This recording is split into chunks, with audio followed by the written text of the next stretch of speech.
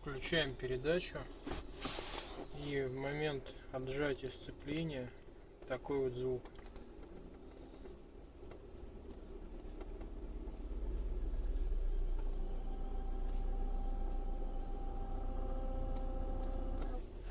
Если нажать сцепление обратно, то звук пропадает. Ну и также, если тронуться и поехать, звук пропадет. Только примерно на середине отжатия педали.